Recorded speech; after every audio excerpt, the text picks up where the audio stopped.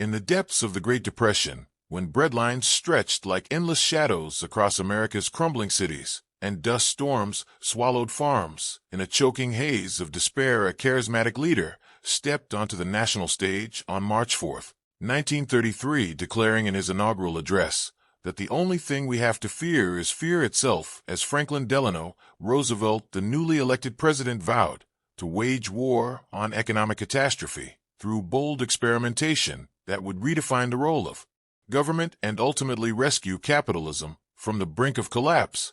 Born in 1882 to a wealthy New York family, Roosevelt grew up amid privilege at Hyde Park, where his early education fostered a sense of noblesse oblige, yet polio struck him at age 39 in 1921, paralyzing his legs and forging in him an unyielding resilience that propelled his political ascent from New York State Senator to governor in 1928, where he implemented progressive reforms like unemployment relief, foreshadowing his national agenda amid the stock market crash of 1929 that triggered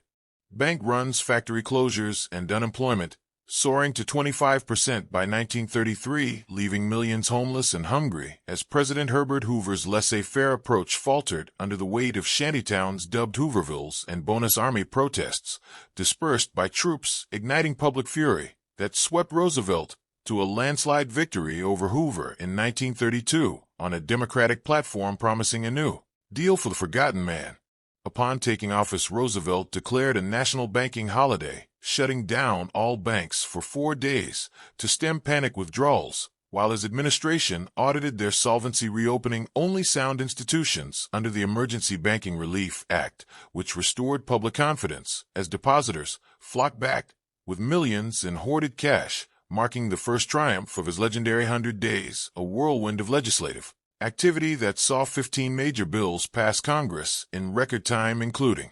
the creation of the Federal Deposit Insurance Corporation to guarantee bank deposits up to $5,000, shielding ordinary Americans from future collapses, and the Glass-Steagall Act, which separated commercial and investment banking to curb speculative excesses that had fueled the crash, while the Securities Act of 1933 mandated transparency in stock offerings, laying the groundwork for the Securities and Exchange Commission the following year to police Wall Street and prevent fraud. Turning to immediate relief, Roosevelt established the Federal Emergency Relief Administration under Harry Hopkins, disbursing $500 million in direct aid to states for food, shelter, and work programs, targeting the destitute, while the Civilian Conservation Corps mobilized 250,000 young men into rural camps to plant trees, build trails, and combat soil erosion, paying them $30 a month, with most sent home to families, blending environmental stewardship with economic stimulus as enrollees clad in khaki uniforms transformed national parks and forests in a display of collective purpose that boosted morale amid widespread hopelessness. Agricultural distress gripped the heartland, where overproduction drove prices into the dirt, bankrupting farmers who slaughtered livestock in futile protest. So Roosevelt signed the Agricultural Adjustment Act, subsidizing reductions in crop acreage and herd sizes to raise prices, though its tax on food processors was later struck down by the Supreme Court. Yet it provided interim relief to rural communities, while the Tennessee Valley Authority harnessed the region's rivers for hydroelectric dams, bringing electricity, flood control, and jobs to impoverished Appalachia, modernizing 7 states with affordable power that sparked industrial growth and symbolized government's capacity to engineer prosperity from natural resources. Industrial recovery demanded radical intervention as factories idled and wages plummeted, so the National Industrial Recovery Act birthed the National Recovery Administration under Hugh Johnson, urging industries to adopt codes for fair competition, minimum wages, and maximum hours, emblazoned with the Blue Eagle emblem that rallied public support through parades and pledges, though its price-fixing stifled competition and favored big business, leading to its invalidation by the Supreme Court in 1935.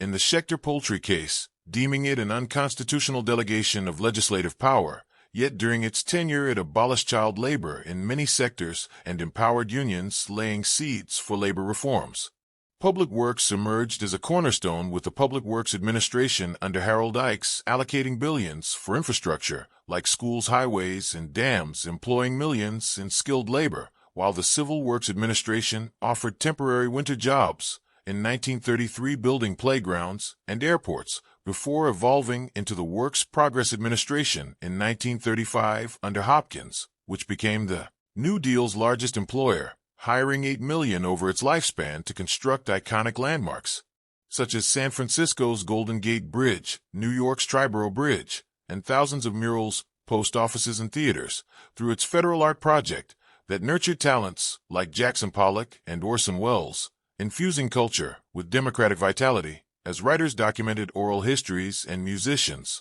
performed in community halls, bridging urban-rural divides with a sense of shared national narrative. As conservative opposition mounted branding the New Deal as socialist overreach, and the Supreme Court invalidated key programs like the NRA and AAA, Roosevelt pivoted to the Second New Deal in 1935, emphasizing social justice, with the Wagner Act guaranteeing collective bargaining rights that spurred union membership from 3 million to 9 million by 1940, empowering workers to negotiate better conditions and wages, while the Social Security Act established a federal pension system, unemployment insurance, and aid for dependent children, funded by payroll taxes, creating a safety net that endures today, though initially excluding agricultural and domestic workers, disproportionately affecting minorities, yet marking a profound shift toward government responsibility for citizens' welfare.